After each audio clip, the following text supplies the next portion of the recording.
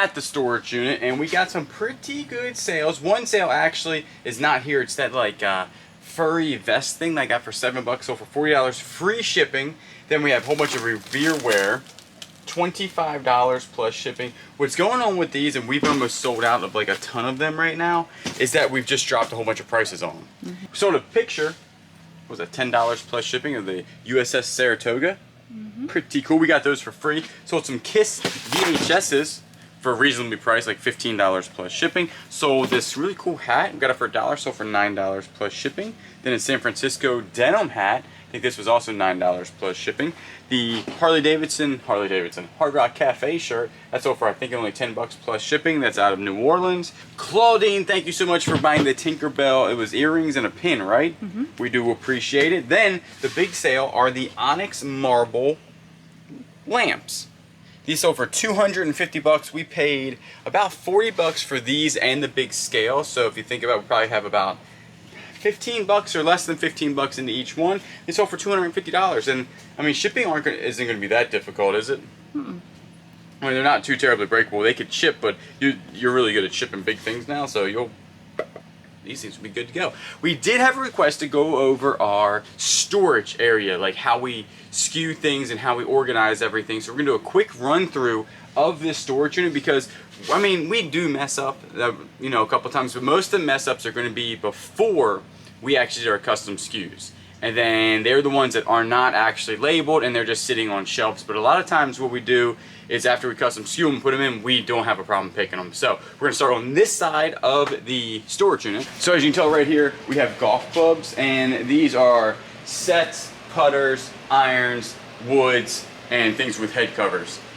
And also trainers. So, and then each one of these, as you can tell, has a blue tag. Each one of these are custom SKU'd. Now when I say custom SKU'd, there's an area in eBay that it's in the description section. Only you can see it. The buyer cannot see this area. So then we just write down exactly what the number is, and then that would correspond with the golf club, and then you're good to go. So even if you were doing something like in your house and you put stuff in your bathroom and you said top shelf bathroom, you could put that in the custom SKU, top shelf bathroom. The buyer can't see it, you know exactly where it is, and then you're pretty much good to go. And that's basically how it goes down this entire thing, is that we just have bins. Each bin is designated a number, a letter and a number. You can do it however you want, a number, a letter, somebody's name, does not matter. But then after we do it, we list it, custom SKU, C14, put the item in C14, and then it's pretty much easy to go. Now, if we have a lot of similar items, like a lot of times if we have pins or something like that, or something very, very similar, then we will actually designate inside of C13, it will be wrapped up and have another number on it, which is also custom SKU'd. So it would be like C13 number 4. So you were looking here for C13, go to number 4, pick it up, and that's your item. So, and then we have all that basically throughout this way. Things that can't fit in bins, or are basically things that can't fit in bins. They're too big. This right here is our gaming shelf. Now what you could do, and what we start doing, is just labeling the shelf. So over there we have shelf S1 for shelf 1, and then we'll start naming those as we start to progress. So this would be shelf 2. When you put it on shelf 2, you would just put S2 in the custom SKU and you're good to go. These guys hang out with friends down here. These are all electronics. So all the electronics go in there. If it's got a cord, it should be down there. And then like our plushes are up here, so we don't custom SKU any of our plushes. So we just know all plushes are up there. Here is our kitchen area and glass. We do not put those in bins because we throw these bins around pretty hardcore and they would just shatter. So we know in this area, we don't do a lot of like this. If you did, again, you could just put a label on it or put a shelf name on this. S2, number 4. So in the custom SKU, you put S2, put a number 4 on there with a piece of tape. Painter's tape is what we usually use, and then you would just pick that item up, and it's pretty much, that's about it. Now the only trouble is when you're going to like consolidate. We just consolidated the shelving. We have all of our Revere wear here now because we just sold a whole bunch. Is that you would just have to go back into your custom SKU and make sure you update the listing. So yeah, we move our stuff around a lot. So yeah, we move our big items around a good bit. Back here is VHSs. This is my gigantic tool thing. The thing about the tools, all tools go here, but each tool is also has a number on it. So it's pretty easy to find. So this one right here would be 4822K, and then you would come back here. It looks like it would take me forever to find something, but I usually do pretty good at it. Like less than 20 seconds, I can usually find it. Sports gears here, big dynos. If anybody's looking for a big dyno, please tell us. We'll sell it to you for super cheap. This stuff has not been listed. This is our little death pile area that has not been listed. Media is right here. And then our shoes, again, if you have like a lot of shoes or whatever, just put a label on the shelf and then you're good to go on that custom SKU.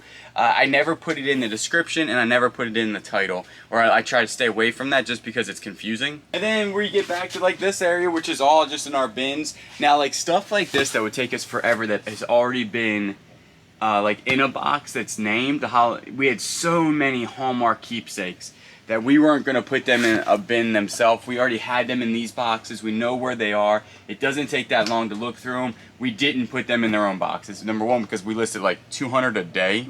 It was an insane amount. It would take so long to come over here and try to split them up. We kept them all together and we're just whittling down the boxes. Then when we're done with the box, we consolidate it into another box and they're pretty easy to find. Also, we sell a lot of hats. Actually, we haven't been picking up a lot of hats, but we've still been selling them. And these are 2 hat bins. These also are not custom skewed. All the hats go in here. It's very easy to find a hat. Usually you can go in there and find a hat within 20 seconds because we know where the hats are.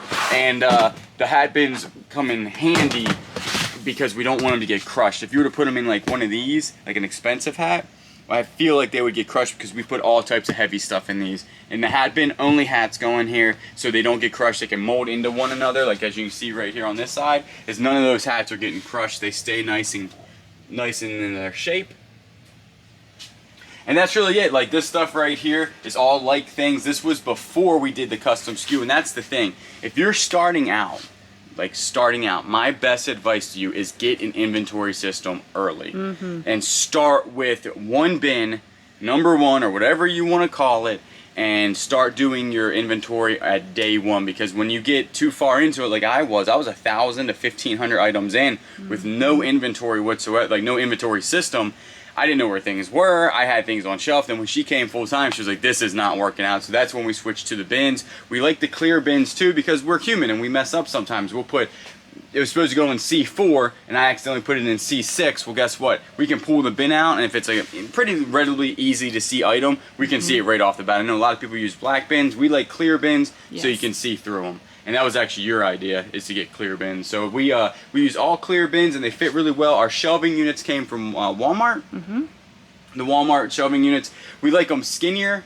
We don't like the really thick ones here because they actually don't fit the bins quite as well. So these are the good ones. We'd like those. We don't know the name of them. They're just the cheap ones at Walmart. I think they're from Hart or maybe, I don't know. But that's basically what we do. Actually, you start doing this. I never really did this before. Is that where we use the shirts. Now this is climate controlled. If this was not climate controlled, you probably wouldn't do this because of mildew. If this was like in the South, in your garage, or in our non-climate control, putting them in a bag would probably be a bad idea because it will mildew. It will get hot and sticky and mildew gets in this thing. But this is climate controlled, so we don't have a problem putting it in bags. And then you put them nice folded in bags. These are the suffocation warning bags, just says don't put this over your head. And then we always fold it to where you can see the label and you can see exactly what size it is, because these don't have, now you could put a number 2 on this or whatever the number was and put it in there, and then you would be pretty much good to go. I know a lot of people do that. They'll have like, you know, a certain number here and then this one is a certain number too. If you're doing all clothing, you would just have them all lined up, and then you would just go in there and you could have a tag on the top, just pull the clothing out and you're good to go. We are not a niche seller whatsoever. We do everything. We source everything that we can because, one, we think it's more of a treasure hunt and more fun that way. There is a big debate there, you know, to be successful. Do you have to be a niche seller? Do you not have to be a niche seller? I think that there's room for each of them, to be honest with you. I see the ups of being a niche seller. One, you know exactly how to ship things. There is no finding a box. You'll have everything. Like if you were just a clothing seller, you got poly bags and priority boxes, and that's probably about, you know what I'm saying? Like the shipping would be very easy there. And also you know exactly how much things cost to ship, and you know exactly how to get it. You could wholesale stuff into you and then you would only, you know, go through it. You could do like big wholesale deals, and it would be, that's how you would be a niche seller, which I can totally understand that. It would be a lot more efficient than what we are.